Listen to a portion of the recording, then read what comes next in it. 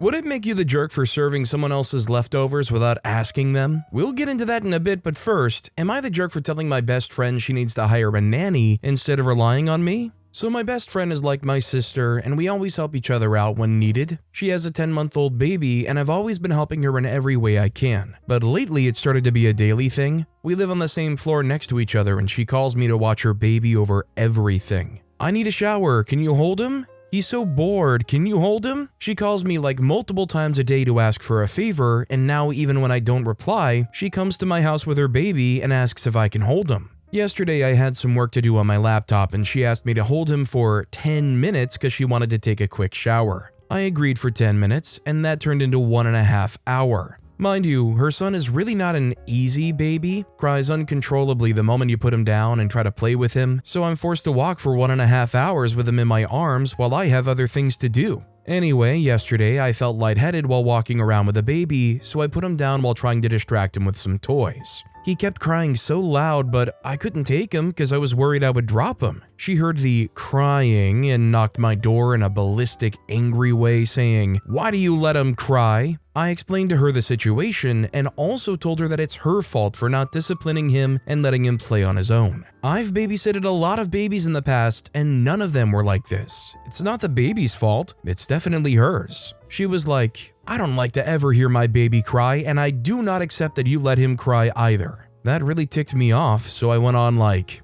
"Then you should hire a nanny that will fulfill all your requirements." Extra info, nobody of her family, including her mom, want to ever help her out because of the fact that they can't put him ever down. Not even for a second. Also, her husband has a very well-paying job. They can easily afford to hire help. Thirdly, I absolutely do not mind helping her out and I love her baby, but I do not like when it's a must, and she even gets angry when I don't do it her way. Side note, I always do it her way. Just yesterday, it was taking too long and I was just concerned about his well-being as I had already fainted a couple of days ago. When helping out someone feels like an obligation, I immediately don't want to do it anymore. Am I being a jerk? There's a lot of things OP is being, but a jerk is not one of them. I mean, I don't want to be rude to OP, but it's kind of being a bit of a pushover in this situation. Obviously, it's frustrating OP. OP honestly has the patience of an absolute saint. The fact that OP's even writing this post and going, "When helping somebody feels like an obligation," and really kind of prettying up this situation instead of like how most people would react, which is, "How do I get this lady to stop asking me to do crap?"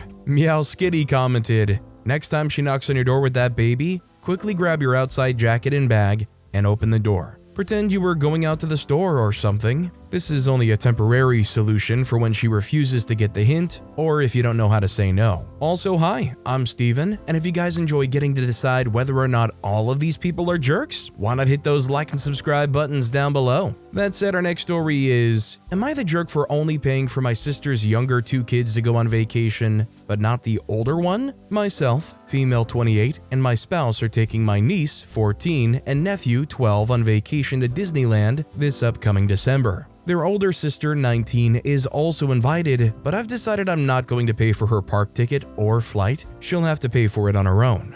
I'm feeling some guilt over this and I'm trying to unpack why I feel responsible to pay for her too. She graduated high school in 2023 and is not presently going to college and is also not working. She's not even tried to get a job. Part of me feels frustrated by this, especially since she asks for money quite frequently. All of that being said, she's quite upset and feels singled out by me not paying for her, and now I'm starting to feel pretty bad. Am I in the wrong here? Edit, she has recently gone to Disneyland 8 months ago with her boyfriend's family and her siblings have never been. For all of you saying I'm presenting this as a punishment, she has no idea how I'm feeling about the job or school issue. I told her that I'm no longer paying for these kinds of things once any of my nieces or nephews turn 18. She moved out of my sister's house once my sister told her she needed a job or needed to go to school and now lives with her boyfriend. And yes, I've taken her on lots of trips. In fact, she's been on several one-on-one trips with me. It's her siblings who have missed out all the time over the years, and yes, I have given her opportunities to make money to pay for her ticket. She spent that money on other things. For the people accusing me of not being interested in her emotional well-being,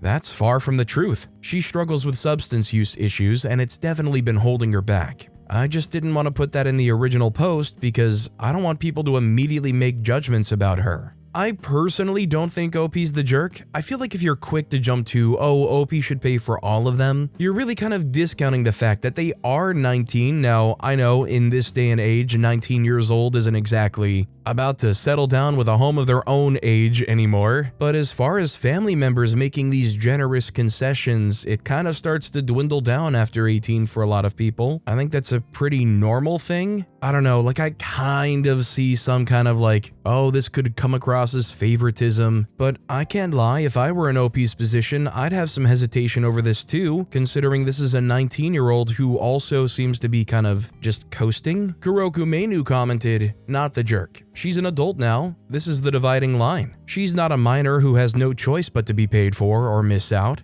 It would be better for you to face this head on and point it out to her. Her own interests are not best served by her keeping an expectation that she is to be paid for like a minor. It's time for her to realize that the stage of her life where she sits back and the adults organize things and pay for her is over. She needs to get her life together so she can do the things she wants to do through her own initiative and effort. If your sister wants to enable her not working and not getting further education, then your sister can subsidize that. You don't need to take a turn in the driver's seat of that enabling train, paying for her trip to Disneyland, when she's completely disconnected from the idea that as an adult, you need to work to at least provide for yourself, if not others. Imagine her life in 10 years if she's allowed to keep this attitude through the enabling of others. OP responded saying, my sister actually told her she needed to go to work or go to school, so my niece moved out. She's been living with her boyfriend's family this past year. Our next story is, am I the jerk for taking my sister-in-law's youngest son when sister-in-law was talking about her eldest son?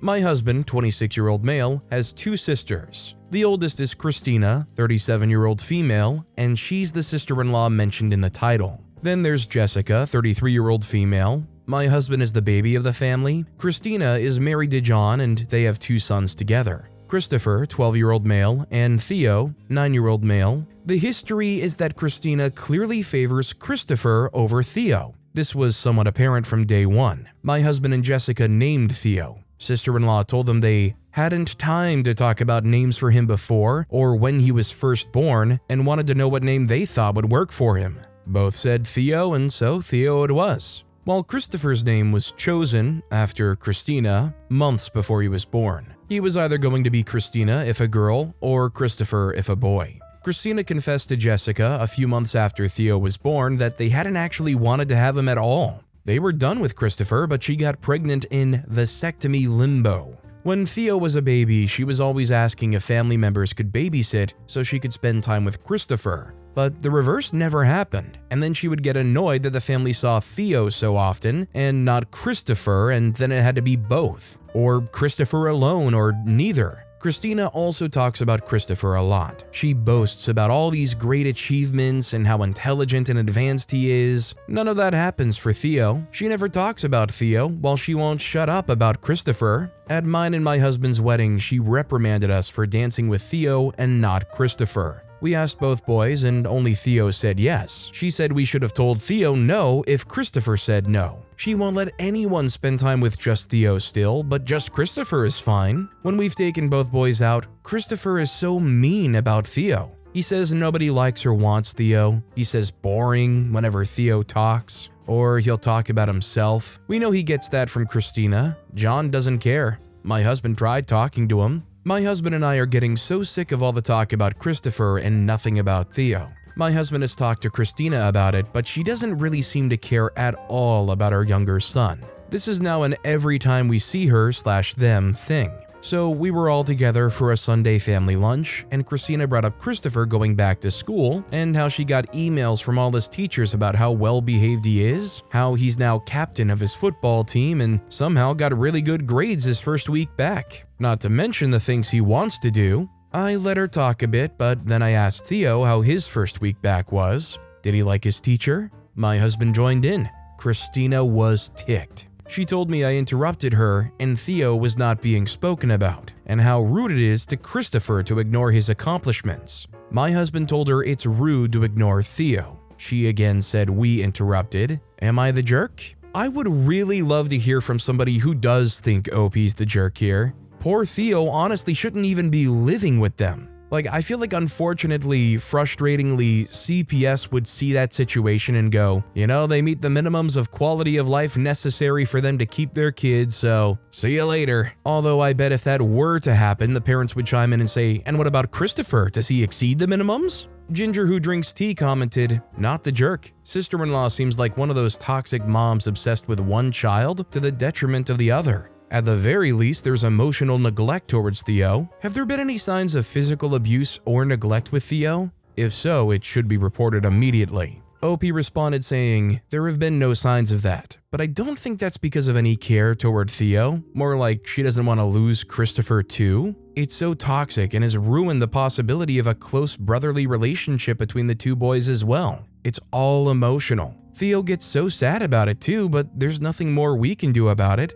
I hate it for him. Our next story is, am I the jerk for getting my step-siblings taken away after my mom and stepdad kicked me out? I, 16-year-old female, am in a really bad situation, and I'm not sure if I did the right thing. So I need some input from internet people because I don't know if I trust any of the adults around me anymore. My parents split up a couple of years ago because my mom cheated. I haven't seen my dad since he left because he moved out of state, but he calls or texts sometimes. So I lived with my mom even though I didn't want to because she moved her boyfriend in and I hate both of them. He came with 2 kids, 7-year-old and 5-year-old male, that he has most of the time, and they are the worst behaved kids I've ever met. I was always in trouble because I would have to babysit them, but they crash around and break things and I'm not allowed to punish them, but it's my fault anyway since I was watching them. They broke the TV throwing a baseball in the house and my stepdad lost his mind and demanded I pay him back for it. But I told him I was sick of being blamed for his awful kids and he could shove it.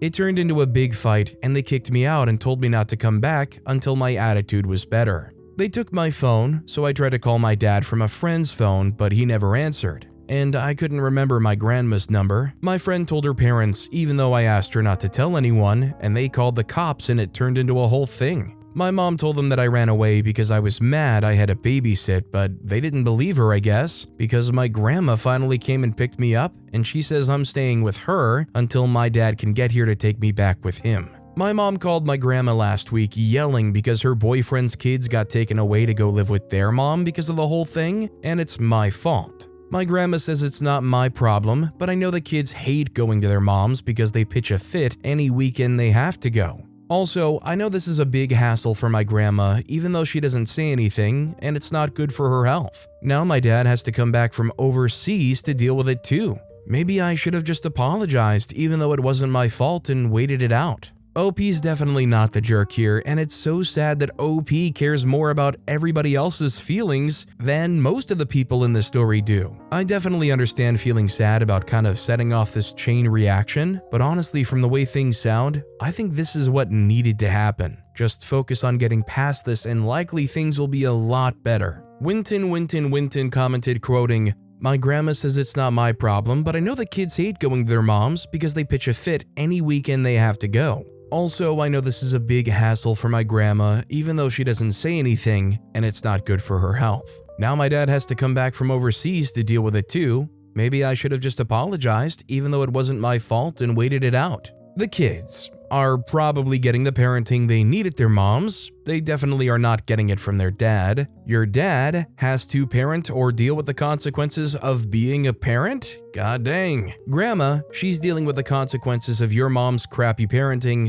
/ dad's absent parenting. Sucks for her, but that's not your fault. That environment is not great for you. Stick it out with grandma and talk to your dad about it. Hopefully they'll work something out. Our next story is, am I the jerk for telling my sister to mind her own business unless she wants me to skip her wedding? My sister, 27-year-old female, is getting married in a few months. She's been dating her fiancé for a little under 3 years now, while I, 25-year-old female, have been with my boyfriend for 10 years and we're not engaged but we do live together. My sister started telling me I should get married once I turned 18. She told me it's always so sweet when you can celebrate really huge marriage milestones together. My parents had heart attacks when she said that over dinner with my boyfriend, who was also 18 at the time. They were so worried that he'd listen to my sister and propose and I would say yes. They told her 18 is way too young to be married and so is 20, but she said she'd love to be married already. She said we'd made it 4 years and we seemed so in love, so she couldn't understand why we would just date.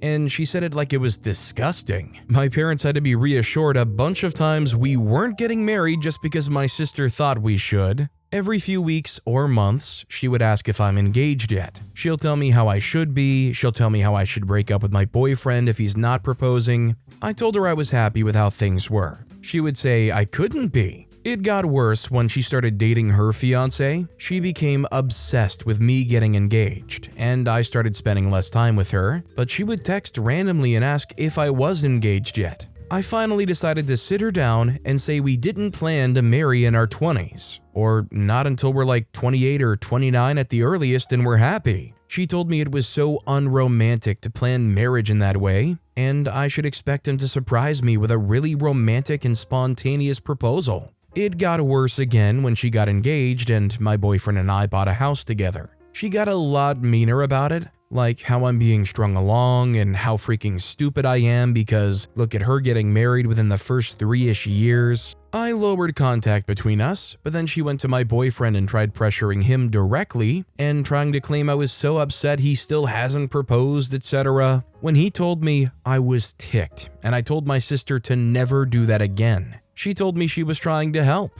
I told her to mind her own business unless she wants me to skip her wedding because right now, her wedding is looking like one of the last things I want to attend. She told me I'm such a bench for threatening her wedding over her help. Am I the jerk? I really don't think OP is the jerk here, and as somebody who, for whatever reason, has that psychology where if you tell me to do something, I automatically do not want to do it way more than ever before. If I were in OP's shoes, her bringing up this wedding proposal, you should get engaged thing over and over and over, I would be afraid that it would darn near either ruin the experience of getting proposed to, or just completely put me off the idea. Like, seriously, stop pressing it, you're freaking ruining the whole concept to me. Fuzzy Mom 2005 commented, not the jerk. Frankly, I'd skip the wedding. I see a speech at the reception where she tries to shame your boyfriend into proposing. That would embarrass her, not you, and it will make everyone uncomfortable. This next story is, am I the jerk for using my nickname exclusively in school, even in our school newsletter? My full name is Alexander, but I, 16-year-old male, go by Lex. My mom hates it. She always calls me Alexander and has asked me to explain why I would choose Lex over Alexander repeatedly to her. She's told me Lex sounds like you forget to finish what you're saying and Lex is all that comes out. She told me it sounds like a girly name. She's even told me to stop saying I'm Lex because my name on my birth certificate and all my documents is Alexander. She told me Alexander is a handsome and sophisticated name, and I should be using nothing but that, and if I really need to, I could always use my middle name instead. Mom is the only person who still calls me Alexander, and last year I was even given a student login with Lex instead of Alexander, which is why this has become a big deal now. My school's back-to-school newsletter had a photo of me for a school club I'm the face of, and they called me Lex last name in the newsletter. My mom freaked out about it. She told me she gave me the name Alexander for a reason and I should stop trying to discard the name she lovingly chose for me. She also told me I'm screwing myself because people take Alexander far more serious than they take Lex. She called and complained to the teacher in charge of the newsletter too, which was humiliating. I got berated all afternoon after the newsletter went out Tuesday. My mom told me I need to make it right and to stop using Lex in school. Am I the jerk? OP is 1,000,000% not the jerk, and I think OP's mom doing this is only going to serve OP to want to be Lex even more. If I could talk straight to OP, I would say as soon as you turn 18 and you're capable, go and legally change your name. Shoot, I would want to be so petty as to get an updated birth certificate that literally has Lex replaced and printed on it. Locantarella commented, not the jerk. It is completely fine that you go by your nickname as it's only abbreviation of your actual name. Just make sure to always put in your official one when booking stuff, etc. In the Netherlands, I know so many people who do it due to the tradition of people having pretty classic or old-fashioned names. For example, I knew a guy by Dion. His actual name is Dionysus. Or one of my friends goes by Annette instead of Antoinette. Signing up to uni, they use the proper one, and then just advise to use the go-by name. No one asks or is offended. All in all, Lex is fine as a name as any and not girly. Even if it was. Don't understand the issue. Your mom probably will never or will take ages to come around. You can try to explain why you prefer it, but otherwise, I'd suggest that you might just have to accept her nagging. Polly the Pony 1993 commented, agreed. In the Netherlands, a lot of people have an official legal name and an official name how their parents want them to be called. Roepnaam. So with admissions at universities, they ask for both. Nowadays, the first name is the same as the roepnaam most of the times, but a few decades ago, it was way more common to name a child after one of the grandparents, or give them a name of the Christian faith and then give them an official roepnaam. There are whole families with 3 generations of men called Johannes with their own roepnaam, like Jan, Johan, Hans, or Hans. This was also done to prevent confusion when you have like 8 cousins and 4 uncles who were all named after the same grandfather. Also, OP, Lex is used as a first name a lot in the Netherlands. I know like 5 adults with that name, all men. Our next story is, am I the jerk for not co-signing my boyfriend's refinancing of his mortgage when my name is not on the house and I have no legal recourse if something goes wrong? My boyfriend is mad at me, even though he says he loves me, because I wouldn't co-sign his remortgage deal on his house that my name is not and will not be on. He overextended his credit cards and wants to pay that off with the refinance, plus pay other bills. I'm not on the mortgage, but just would be the person to guarantee the loan if he doesn't pay. I live in the house but pay bills to live there, including electric, internet, etc. He works from home, but it hasn't been going well since COVID. He said he would get a job outside the house, but hasn't. He blames me for his financial situation because in his mind, I have caused this by not incurring his mortgage debt. Am I really the jerk here? OP's not the jerk. Maybe OP would be the jerk if this was like a marriage situation, and OP's going to be entitled to that house regardless of whether or not their name is directly on it. You know, if this is a situation where they actually do share finances. But the problem here is, true love or not, he can just up and walk away, and OP is going to be screwed and at the mercy of whatever happens. I mean, let's just be honest, he already got to the point where he has to refinance to pay off credit card loans. Are you really going to feel comfortable, boyfriend of multiple years or not,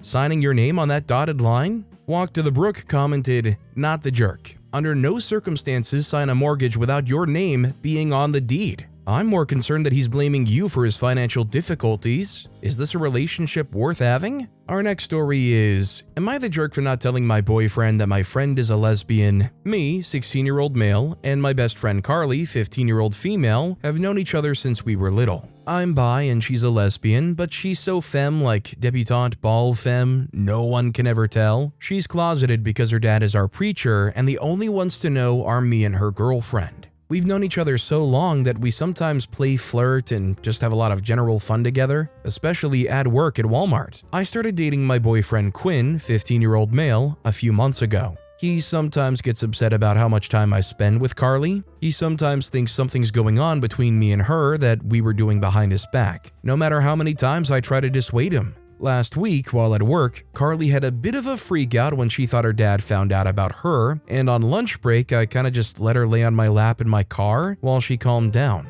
Quinn came by for like a surprise lunch thing and saw us. He absolutely freaked out, yelling at me he knew it. I tried to explain it wasn't like that, but he was so mad. Carly just told him to shut up and that she was a lesbian. He immediately got this, oh, look on his face while she walked off. He then got mad, saying that I should have just told him that instead of letting him feel jealous and hurt. I tried to explain she wasn't out, but he was like, I knew we wouldn't have said anything. He's still mad at me about it. Am I the jerk? I feel like the responses are probably going to be pretty varied on this one. At its very core, probably not the jerk, but I feel like depending on the relationship, OP very easily could be the jerk. Not everybody is okay with their partner play flirting with other people. Not every partner is going to be fully comfortable with their partner's opposite sex best friend laying on their lap in the car in the parking lot. I feel like it becomes very individualized very quickly. Some people would say, you know what? I get it, there's nothing going on here, I trust OP.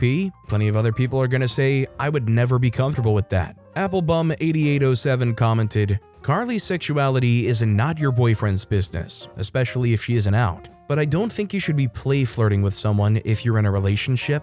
Edit, just realizing I didn't actually give any judgment. Everybody sucks here. Because you didn't need to tell your boyfriend's Carly sexuality. But even so, his concerns were not entirely unfounded considering the play flirting. Our next story is, am I the jerk for telling my fiancé he can't have the kitchen he wants? My parents have given us money for a deposit on a new house. We aren't well off and our rent is creeping higher and higher. So my parents came up with the idea and are basically fronting everything to do with the house, but we will be paying the mortgage. My fiance's parents have given him $5,000 towards the house, and up until this point, he felt like he had no say in the build because he couldn't contribute. But now he's been given the money, he wanted to spend half of it on kitchen appliances. Fridge and freezer, washing machine and cooker. He is the cook in the relationship. My parents blew up and said that was ridiculous and that the money would be better spent elsewhere. This was the first time he had shown full excitement about the house, and now I feel like the fire inside him has died. I don't know what to do. I want him to feel as excited as I do. I should add that he currently is waiting on an autism assessment, so sometimes, once he has his mind set on something, it's very hard for him to get to see a different point of view. Hence why I'm asking you lovely people for some advice. So unless OP is staunchly agreeing with their parents, I don't think OP's the jerk. The really important detail here that might be confusing to some people is OP said, my parents have given us money for a deposit on a new house, and then in the next paragraph says, my fiance's parents have given him $5,000 towards the house, and so he wants to spend that $5,000 on the appliances. OP's parents are the ones that are blowing up about it, saying it was ridiculous. I say that guy deserves to get his freaking appliances with what? His own money. Traditional Day 1140 commented, not the jerk, but your parents sure are. They gave you a gift with strings attached. They should have no say how the money his parents gave him is spent. Are they always controlling? I truly hope you told your parents to mind their own business. Our next story is, am I the jerk for serving my roommate's girlfriend's leftovers at my dinner party without asking? Here's the situation. My roommate Dave has been dating this girl Lisa for a few months. Lisa is an amazing cook, and whenever she comes over, she whips up these incredible meals. The thing is, she always makes way too much food, and they leave a ton of leftovers in the fridge. Now, Dave never eats the leftovers. I'm not exaggerating when I say that every few days, I have to go through the fridge and clean out all the old food Lisa leaves behind because it just sits there until it starts to go bad. A few weeks ago, I decided to throw a small dinner party for some friends. I'm not much of a cook, so I was getting stressed about what to serve. I thought, why not ask Lisa to help out? She's always cooking at our place anyway, and I've always complimented her food. So I casually mentioned it to Dave, asking if Lisa might be cool with cooking for my party. Dave seemed a bit taken aback, but said he would ask her. The next day, he told me Lisa wasn't comfortable with it because she didn't want it to feel like she was being taken advantage of. I was surprised, but told him no problem, I'd figure something else out. The night before the party, Lisa comes over and starts making a dinner for her and Dave.